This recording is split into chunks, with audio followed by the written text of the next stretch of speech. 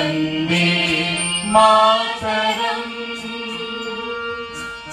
প্রজ্বলন আমরা সকলে এখানে উপস্থিত সবাই ঈশ্বরে বিশ্বাসী। অন্ধকার থেকে যদি আমরা আলোতে আসতে যাই তাহলে এই প্রদীপের আলো আমাদেরকে সহায়তা করবেন।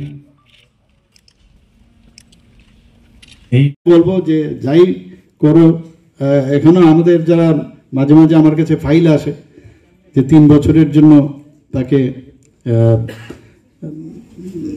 মানে স্পেশাল ইয়ে দিয়ে ছুটি দিয়ে তাকে দিতে হবে, 3 বছরে সে সুপার স্পেশালিটি করবে এরকম।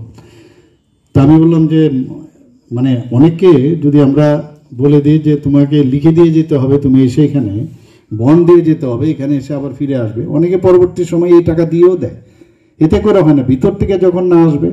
এমসিও আমি দেখেছি প্রচুর আমাদের ছেলে, অথচ আমাদের এখানে মেডিকেল কলেজে ফ্যাকাল্টি পাই না, ইঞ্জিনিয়ারিং কলেজে ফ্যাকাল্টি না, ভেটেরিনারি কলেজে ফ্যাকাল্টি নেই, অথচ আমাদের ত্রিপুরার ছেলে মেয়েরা বাইরে আছে। তো সবসময় সব জিনিসের দিকে নজর না দিয়ে যে আমার সোসাইটির প্রতি আমার কর্তব্য কি। আমি ত্রিপুরাতে থেকে আজকে আমি এত ভালো রেজাল্ট করলাম, তো তার তো একটা দান আছে, আমার সেই তার ফেরত দেওয়া আমার কিন্তু উচিত।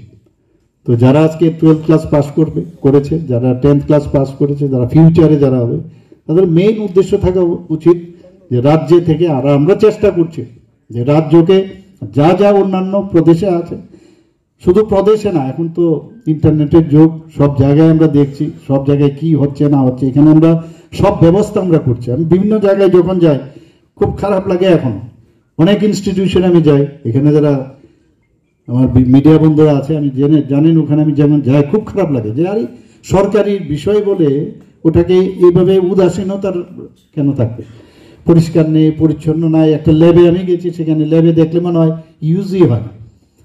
তো এই যে ডেইলি পরিষ্কার পরিচ্ছন্ন রাখা, সেটা খুব ইম্পর্টেন্ট। তার পরবর্তীতে শ্রেষ্ঠা